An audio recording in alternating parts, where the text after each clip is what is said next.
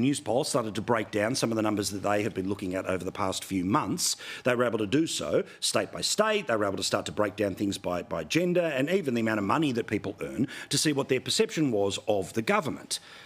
The headline wasn't amazing. In fact, it's not good news at all when it comes to the Labor Party, but it is really bad news for Anthony Albanese, who, remember, has said, I've never lost a Newspoll.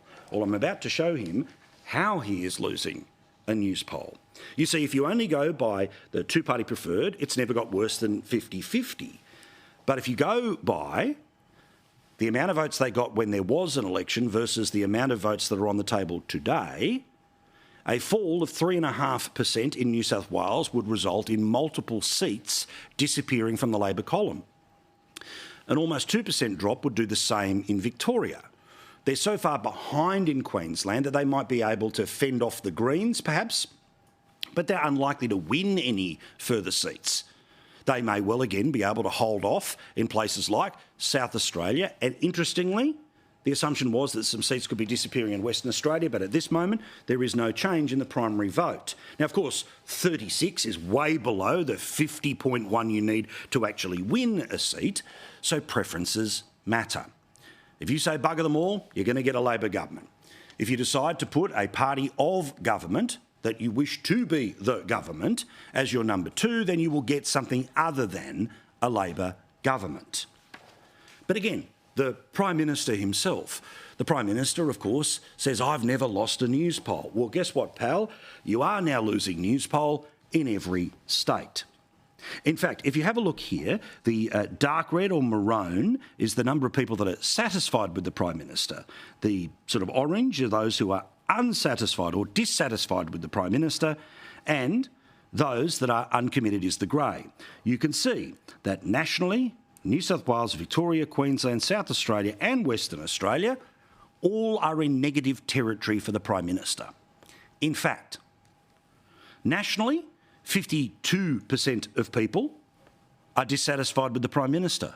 Break it down by state and you have the same number in New South Wales, half of Victoria, 56% of people in Queensland, 54% of people in South Australia, 52% of people in Western Australia.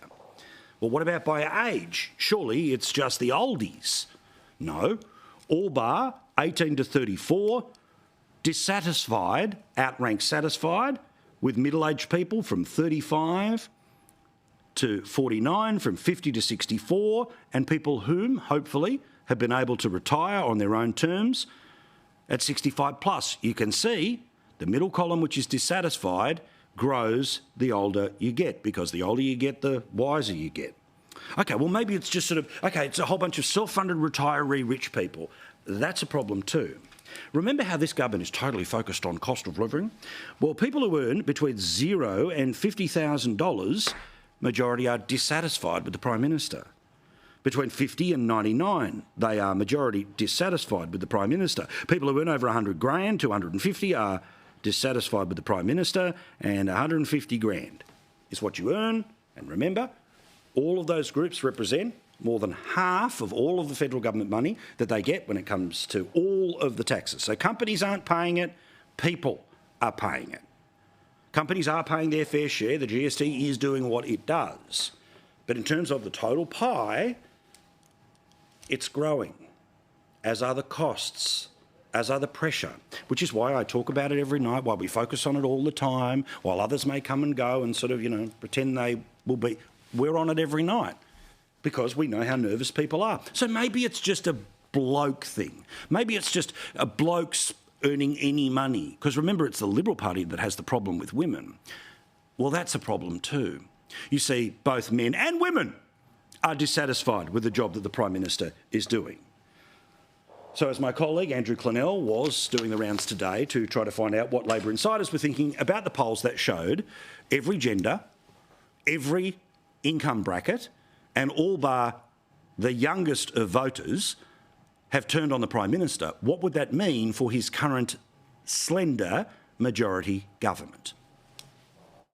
Well, a Labor source has told me that right now they're behind in 4 marginal seats in New South Wales. Let's have a look at them. This is where Labor, I am told, and Bennelong, that's after redistribution of the margins, right? Yep. So that's why it's called Liberal there. Gilmore on the South Coast, Robertson on the Central Coast, Patterson in the Hunter, and Bennelong in Sydney. My source tells me, as things stand, Labor are behind in these key seats. So, after the election, it was 77 seats. After the by-election, it was 78 seats. They lose those 4. We are down to 74, and we're off to a minority government.